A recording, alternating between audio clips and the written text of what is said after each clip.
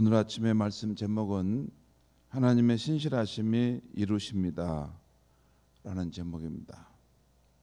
오늘 읽은 마태복음 1장은 우리가 믿는 예수 그리스도께서 구약의 하나님의 약속의 성취로 오신 분임을 밝혀주고 있습니다. 먼저 마태는 6절 전반절까지 해서 아브라함에서부터 다윗 왕이 태어날 때까지 그 계보를 말씀해 주고 있습니다. 그리고 16절까지 해서는 다윗 왕에서부터 예수 그리스도가 태어날 때까지의 그 계보, 그 연결고리가 되는 그 사람들, 믿음의 사람들의 이야기를 말씀해 주고 있죠. 이것을 오늘 본문에서 잠시 살펴보면 이렇습니다. 1절과 2절 말씀을 제가 한번 읽겠습니다. 아브라함과 다윗의 자손 예수 그리스도의 계보라. 예전에는 아브라함과 다윗의 자손 예수 그리스도의 세계라 이렇게 나왔어요.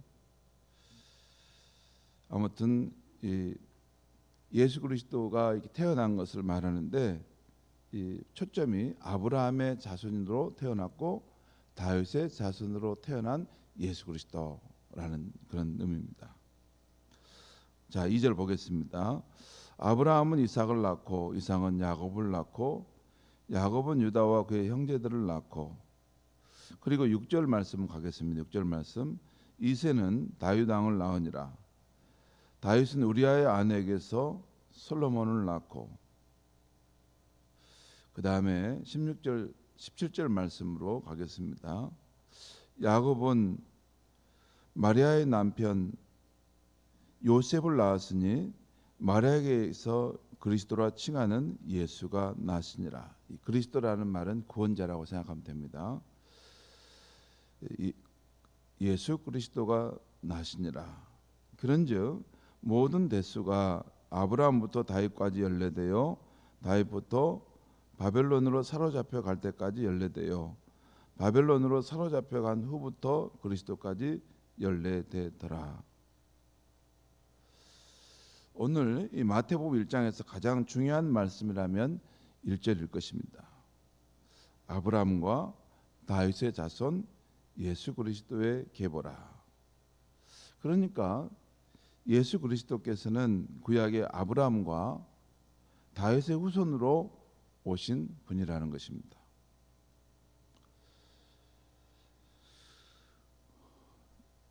그러니까 예수님은 이 두 가지 약속의 성취라는 것이죠. 여기 아브라함의 후손으로도 오셨고 다윗의 후손으로도 오셨다. 그래서 아브라함의 후손인 예수 그리스도의 계보라 이렇게 하지 않았어요. 아브라함의 후손이면서 또 다윗의 후손으로 온 예수 그리스도의 계보다. 그러니까 포커스가 두 가지죠.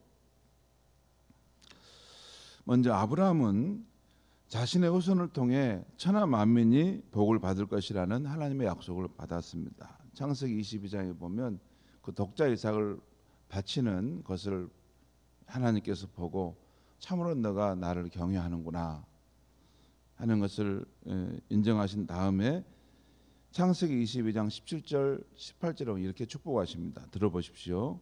내가 네게 큰 복을 주고 내 씨가 크게 번성하여 하늘의 별과 같고 바닷가의 모래와 같게 하리니 또 내 씨로 말미암아 천하 만민이 복을 받으리라.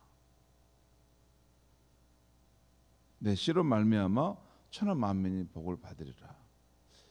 이 약속이 어떤 약속일까 생각해 볼 수 있는데, 갈라디아서 1장 16절에 보면 아브라함에게 약속했던 이 씨는 정확하게 예수 그리스도라는 것을 말씀하고 있어요.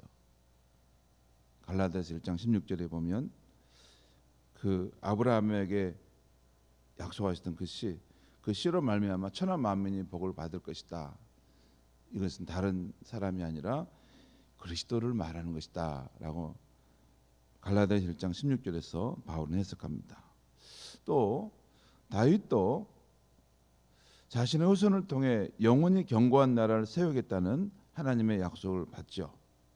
사무엘하 7장에 나오는데 그때 상황은 다윗이 자신이 형통하고 잘된 거, 자기가 궁궐에서 왕으로서 이렇게 형통한 삶을 사는 거, 이 모든 것이 이게 하나님의 놀라운 은총 아닌가.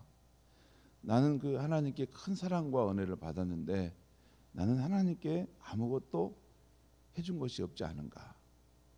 그래, 내가 그 하나님을 위해서 내가 좋은 성전을 지어줘야 되겠다. 이 마음을 갖고만 있었어요. 이 마음을 갖고 나단 선지자에게 말할 때 하나님께서 그 마음을 가득하게 받으시고 그 마음이 참 좋으신 거였어요. 너가 나를 위해서 집을 지어주겠느냐. 하나님이 보실 때 천지 만물이 하나님이 거하시는 처소고 하나님이 어디 뭐 좋은 공간에 들어가서 있을 수 있겠습니까? 우주보다 더 크신 분인데 그럼에도 불구하고 다윗의 그 마음, 하나님께 받은 은혜에 감사해서 하나님의 집을 지어주고자 하는 그 마음이 가득하고 귀해서 나단 선지자를 보내서 축복하십니다. 축복하시는 내용이 그 사무엘하 7장 12절 13절에 나오는데 이런 표현이 나와요. 내 소환이 차서 내 조상들과 함께 누울 때 내가 내 몸에서 날 내 씨를 내 뒤에 세워서 그의 나라를 견고하게 하리라. 그는 내 이름을 위하여 집을 건축할 것이요 나는 그의 나라 그 왕위를 영원히 견고하게 하리라. 여러분 이 말씀을 들으면 그 다윗의 후손인 그 누가 하나님의 이름을 위하여 집을 건축할 것이다 하니까 우리는 솔로몬 아닌가 이런 생각을 하죠. 솔로몬이 실제 하나님의 성전을 건축하지 않습니까? 근데 이 약속은 솔로몬에게 해당되지는 않습니다. 왜냐하면 그는 내 이름을 위하여 집을 건축할 것이요 나는 그의 나라 왕위를 영원히 견고하게 하리라 할 때 그의 나라 왕위를 영원히 견고하게 한다는 면에서는 솔로몬은 실패했습니다. 솔로몬은 그 아들 때부터 르호보암과 여로보암이 갈라지면서 분열되지 않습니까? 그래서 결국에는 솔로몬의 후손들 가운데 불순종하는 자들이 끝끝내 나타나서 그 나라가 깨져버리지 않습니까? 바벨론에 의해서 멸망당하지 않습니까? 그러니까 하나님께서 다윗에게 주신 약속의 말씀, 그는 내 이름을 위하여 집을 건축할 것이요 나는 그의 나라 왕위를 영원히 견고하게 할 것이다 할 때 이 그는 예수 그리스도를 하나님은 생각하신 것입니다. 예수님이 오셔서 한 것이 뭐예요? 하나님의 이름을 위하여 그 집을 세운 것 아닙니까? 하나님의 집을 굳건하게 세운 것, 그게 우리 교회죠. 그리고 하나님께서 그의 나라 왕위를 영원히 견고하게 세운다는 것은 예수는 하나님의 집을 세우기 위해 십자가에 죽으시고 다시 부활하심으로써 오고 오는 세대에 만왕의 왕 만주가 주가 되신 분으로 하나님 높이 세워지지 않았습니까? 예수님과 함께 세워진 그 하나님 나라 그 왕위는 영원 무궁하도록 펼쳐지고 있는 것입니다. 우리가 알다시피 예수님이 떠나가신 지 2000년이 지났잖아요. 그런데 변방에 있는 그 몇 명의 제자들이 믿고 따랐던 그 예수 그리스도의 나라, 예수님의 왕 되심을 인정하는 그 나라는 지금 2000년이 지나서 지구상의 절반을 덮고 있지 않습니까? 얼마나 많은 사람들이 예수를 나의 왕, 나의 구주로 믿고 따르고 그 나라가 임하기를 소망하며 살고 있습니까? 그래서 다윗에게 주신 그 약속의 말씀은 예수 그리스도 안에서 성취될 그 하나님의 나라, 그 나라를 말하는 것입니다. 우리도 그 예수 그리스도를 믿음으로 그 나라의 백성이 되어 있는 것이죠. 그 복된 백성이 되어 있지 않습니까? 오늘 마태복음 1장은 마리아의 아들로 태어난 예수 그리스도께서 바로 이렇게 아브라함에게 주신 하나님의 약속, 천하 만민이 너로 말미암아 복을 받을 것이다. 또 다윗에게 주신 하나님의 약속, 너의 후손은 영원 무궁한 나라를 세울 것이다 하는 그 약속의 성취를 이루기 위해 태어나신 분이 바로 예수님이라는 것입니다. 곧 예수 그리스도는 구약의 아브라함과 약속한 대로 천하 만민에게 복을 주시기 위해서 오셨고, 또 다윗과 약속한 대로 영원히 경고한 나라를 세우실 만왕의 왕으로 역사 속에 들어오신 분이라는 것입니다. 그렇게 보면 하나님은 이미 아브라함 시대부터 다윗 왕 시대부터 그의 후손으로 오실 예수 그리스도의 족보를 준비하고 계셨음을 알 수 있습니다. 제가 설명해 드렸죠. 아브라함에게 내 씨로 말미암아 천하 만민이 복을 받을 것이다. 또 내 아들 가운데 나를 위해 집을 짓고 그의 왕위는 영원할 것이다. 그것은 인간 누구를 말한 것이 아니라 예수를 말하고 있었기 때문에 그때부터 하나님은 예수 그리스도를 이 땅에 보내실 준비를 하고 있었던 것이죠. 그런데 오늘 예수님이 태어나시기까지의 그 이전 족보를 보면 인간의 연약함과 범죄 그리고 반복되는 실패를 보여줍니다. 그 이야기들이 유다가 그러지 않습니까? 유다가 자기 며느리와하고 이렇게 관계를 맺고 자식을 낳게 되고, 또 다윗도 정상적인 상황이 아닌 충신인 우리아의 아내를 취해서 그렇게 죄를 범하지 않습니까? 그리고 이스라엘 왕들도 그 후에 보면 계속 범죄하게 되고 실패하는 것이 나오는데요. 오늘 이 11절 12절에 그 이스라엘 왕들이 결국 바벨론의 포로로 잡혀갔다는 이 표현은 슬픈 이야기입니다. 이것은 이스라엘 왕들의 반복되는 불순종과 실패로 인해서 그 왕의 흐름이 깨져버렸다는 것이에요. 바벨론의 포로로 다 잡혀갔다는 것입니다. 그러니까 예수님이 태어나기 전까지 이전 족보를 보면 인간의 연약함과 범죄, 반복되는 실패가 있었다는 것입니다. 또한 오늘 이 예수님의 이 족보에 나오는 이 이름을 보면 이방 여인들도 나오고, 그런데 그들은 허물이 있는 여인들이었습니다. 그러니까 오늘 족보에 나오는 다말, 라합, 룻, 그리고 다윗의 아내였던 밧세바가 허물이 있었죠. 다 이분들 이방인이었어요. 유대인의 혈통에서 그 순수한 혈통을 받는 게 아니라 다말은 우리가 알다시피 그 시아버지와 관계를 맺게 되는 거죠. 또 라합은 여리고성에서 있는 기생이었습니다. 그리고 룻은 모압 여인이었지 않습니까? 그리고 밧세바는 햇사람의 그 우리아를 남편을 두었던 그런 여인이었잖아요.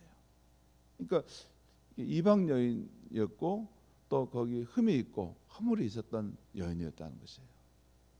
그러니까 사람으로서 무슨 좋은 혈통을 만들려고 하면 배제될 만한 사람들이었다는 거예요. 저런 흠을 가진 여인은 여기 섞으면 안 되겠다. 그럴 여인이었는데 예수님의 족보 가운데 그들의 이름을 선명하게 남기고 있다는 것입니다. 성도 여러분, 한마디로 아브라함과 다윗에게 약속하셨던 하나님의 약속은 이스라엘 역사 속에서 계속해서 실패하고 있었고, 또한 끊어질 수 있었던 때가 여러 번 있었습니다. 많이 있었습니다. 예를 들어 믿음의 사람들의 삶 속에서도 그랬고, 이스라엘 공동체 역사 속에서도 끊어질 수가 있었습니다. 우리가 알다시피 아브라함이 100세가 되어 희망이 다 끊어질 때 자식을 얻게 되지 않습니까? 또 야곱도 그랬고 유다도 그랬고 룻과 다윗도 소망 없었을 때가 있었지 않았습니까? 여러분 룻도 그 예수님의 족보에 들어있지만 룻도 소망 없는 여인으로 생을 마실 수가 있었잖아요. 그 남편이 죽고 그 어머니를 따라 낯선 곳에 왔는데 거기 이름도 없이 빛도 없이 살다가 사라질 수 있었는데 보아스에게 발탁이 돼서 다윗 가문의 그 귀한 분이 되잖아요. 또한 다윗도 여러분 가만히 생각, 우리 다윗을 뛰어난 사람으로 생각하는데 다윗도 여러분 그 이새의 아들 중에 말제라는 거 아시죠? 8째. 사무엘이 와서 기름을 부으려고 그 이새의 아들들을 불러서 부르는데 없는 거예요. 이게 다냐 했더니 이새가 그때 한 명이 더 있습니다. 어디냐? 저기 가서 목동을 양치고 있다는 거죠. 그러니까 아버지로 마음속에는 그 아들 다윗은 별것 아닌 존재로 이렇게 여겨졌던 그 사람이 다윗입니다. 다윗도 참 이렇게 연약하고 작은 사람이었어요. 여러분 아버지의 사랑을 받지 못하면 사람이 잘 살아가지 못하잖아요. 다윗도 그런 아마 컴플렉스가 있었을 것입니다. 그런데 그들의 실패와 허물로 굴곡진 삶 속에서도 그 약속을 이루어 가신 하나님의 역사는 결코 중단되거나 철회되지 않았다는 것입니다. 결국 마리아에게서 예수 그리스도께서 태어나심으로 우리 하나님은 약속하신 바를 신실하게 이루어 가시는 분임을 밝히 드러내신 것입니다. 인간의 허물과 실패와 부족함 속에도 하나님은 면면하게 그 약속하신 바를 실실하게 이루어 가시는 것. 우리 생각에는 거의 끊어질 것처럼 보이는데, 우리 생각에는 사라질 것처럼 보이는데 아니라는 거예요. 하나님께서 그 끈을 이어가시면서 그걸 조율해서 궁극적으로 하나님이 약속한 바를 아름답게 이루어 가신다는 것입니다. 성도 여러분, 예수 그리스도 안에서 하나님의 축복의 약속을 받은 우리들의 삶을 보면 때로는 하나님의 보호의 약속, 하나님의 공급의 약속이 이루어지지 않은 것 같은 때가 있지 않습니까? 또한 하나님의 응답의 약속, 하나님의 인도의 약속, 또 힘들 때 피할 길을 주시겠다는 그 약속이 이루어지지 않을 것 같은 때가 있지 않습니까? 여러분은 어떻습니까? 오늘 예수님의 족보에 나오는 믿음의 사람들이 그랬던 것처럼 그렇게 우리도 때로는 나의 허물과 실수로, 때로는 내가 처한 환경의 어려움으로 낙심될 때가 있지 않습니까? 그러면 예수 그리스도를 믿는 우리의 삶을 축복하시겠다 하신 하나님의 약속들은 다 어떻게 되는 것입니까? 사라지는 것입니까? 끊어지는 것입니까? 오늘 아침 말씀이 우리에게 주는 영적 교훈은 그렇지 않다는 것입니다. 하나님의 신실하신 성품 때문에 그 약속은 결국은 성취된다는 것입니다. 신명기 7장 9절 말씀입니다. 너는 알라 내 하나님 여호와는 신실하신 하나님이라. 그를 사랑하고 그의 계명을 지키는 자에게는 천대까지 그 언약을 이행하시며. 예레미야가 3장 22절 23절 여호와의 인자와 긍휼이 무궁하심으로 우리가 진멸되지 아니함이시니이다. 이것이 아침마다 새로우니 주의 성실하심이 크시도소이다. 이 말씀은 주의 신실하심이 크시도소이다 라는 뜻입니다. 또한 디모데후서 2장 13절에 우리는 미쁨이 없을지라도 주는 항상 미쁘시니 자기를 부인하실 수 없으시니라. 하나님은 언제나 신실하신다는 거예요. 예수 그리스도 안에서 우리에게 약속하신 바를 반드시 이루시고 이루어가고 계시다는 것입니다. 그것이 우리가 믿는 하나님의 신실성인 거예요. 여러분, 믿음 생활이란 다른 훈련이 아닙니다. 내가 실패하고 넘어졌을 때에도 내 환경의 상황이 이렇게 공고한 때일지라도 나의 하나님은 신실하신 분이시다. 내게 약속한 바를, 우리에게 약속한 바를 이루고 계시고 반드시 이루실 분이시다. 하나님의 신실하심을 생명을 다해 붙드는 것, 그것이 신앙의 훈련인 것입니다. 그렇게 하다가 죽는 순간에는 아무것도 안 보이는 무의 세계로 내 존재를 던지는데 하나님의 신실하신 사랑을 의지하고 하나님 내 존재, 내 영혼을 받아주셔서 천국으로, 그 하나님이 약속하신 그 천국으로, 찬란한 그 하늘과 그 땅으로 내 영혼을 인도하소서. 그리고 내 몸을, 내 영혼을 그분께 전적으로 던지는 것입니다. 마치 우주의 허공에 내 존재를 던지는 것처럼. 그것은 그냥 되는 것이 아니에요.